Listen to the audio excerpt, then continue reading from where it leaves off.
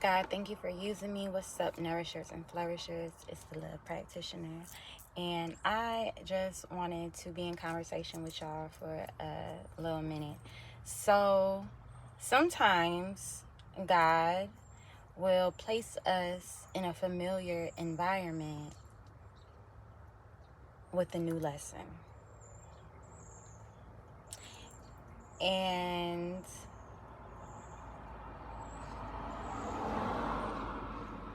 sometimes when we are thrown back into a familiar environment with a new lesson, we are there to apply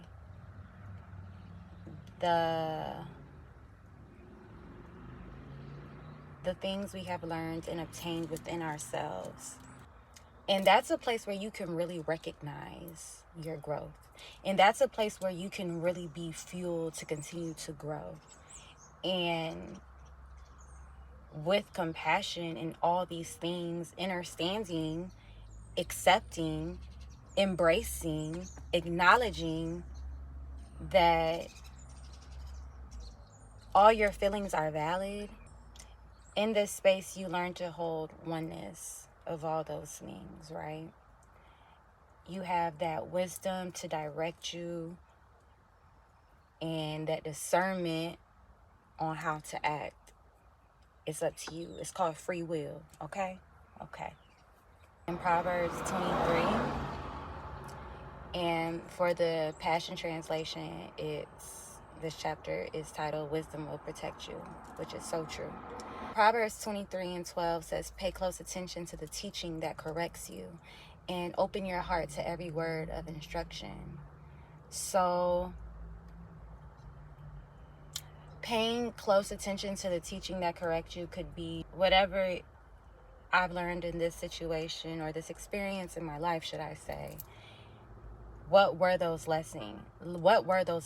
Because they weren't just here for the time being. They were here for me to apply in the future.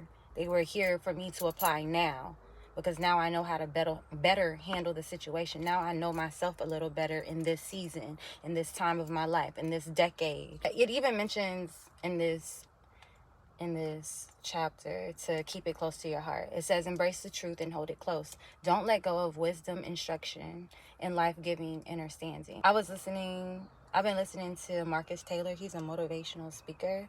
And there's this part I'm going to play that's bomb as fuck. And yeah. You already know what failure feels like. You already know what it feels like to quit, to stop, to throw in the towel, to sit on the couch, to move to a substance, to put your confidence in some man or some woman, to lay idle.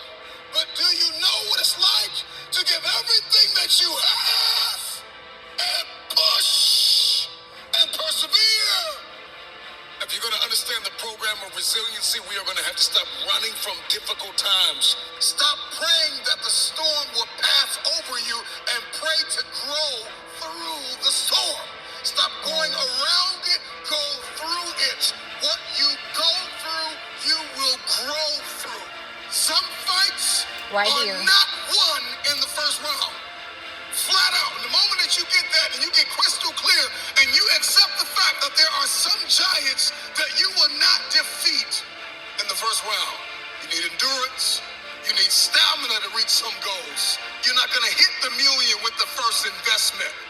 You're not going to hit the home run always at first swing. But resiliency says, I belong here and I deserve. It's never going to, excuse me, I'm not going to say it's never, but what he said, some battles are not going to be conquered the first time around, and that's an ever-evolving thing.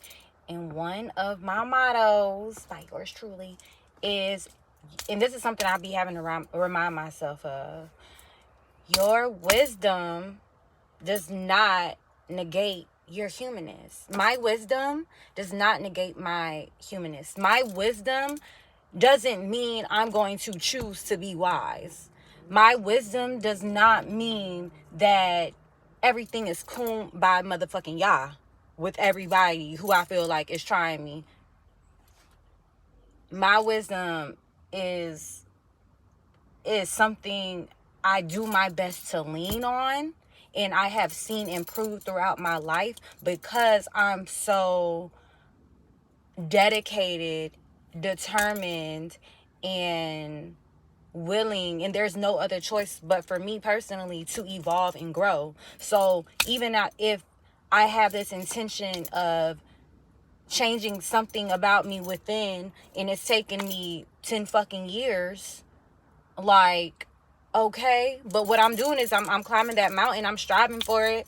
I may be falling back down, having to start from the bottom, but I'm gonna tell you, with every experience that God gives me, with every opportunity, I'm gonna climb that motherfucker, and I'm gonna be up there, and I'm gonna find this spot. Like, I literally just found emotional, well, I'm not gonna say found, but I literally just have reached a place of emotional maturity in me. And y'all know, this conversation could be never ending because there's so much attached to just who we are, and how we walk, how we talk.